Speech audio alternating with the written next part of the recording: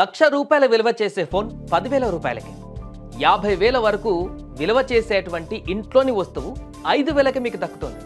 అలాగే 2,000 రూపాయల branded shirt కానీ పాయింట్ కానీ అలాంటి దుస్తువులు కేవలం 100-200కి దొరుకుతాయి. ఏంటి వినడానికి ఆశ్చర్యంగా ఉందా? ఎస్, ఇది నిజమే. మన హైదరాబాద్లో ఇలాంటి వస్తువులను ఇంత చీప్ ధరగా మనం కొనడానికి అవకాశం ఉంది. అదేంటో పూర్తిగా తెలుసుకోవాలంటే సుమన్ టీవీ వ్యూవర్స్ ఈ వీడియో ఖచ్చితంగా చూడాలి. మీకు ఖచ్చితంగా ఉపయోగపడుతుంది. ఏదో రకంగా ఏదో ఒక వస్తువు, దీంట్లో దొరకని వస్తువు అంటూ ఏది ఉండదు, ప్రతిదీ దొరుకుతుంది. సండే వచ్చిందంటే హైదరాబాద్లో ఇలాంటి అద్భుతమైనటువంటి వస్తువులను కొనడానికి అవకాశం లభిస్తుంది. చోర్ బజార్ అని మీరు వినుంటారు.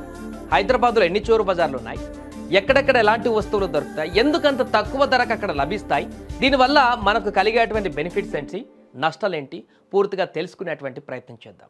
కోట్లల్లో విలువైనటువంటి వ్యాపారం జరుగుతుంది.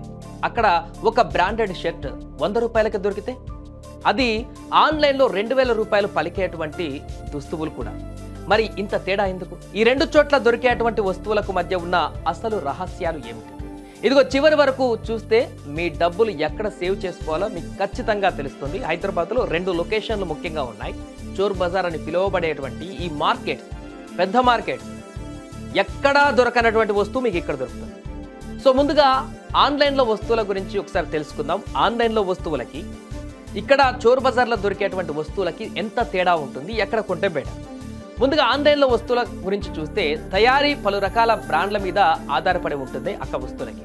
అందుకే ఇక్కడ దొరికేటువంటి వస్తువుల నాణ్యత, పనితీరు, భద్రత ఒక ప్రమాణం ప్రకారం కూడా ఉంటాయి.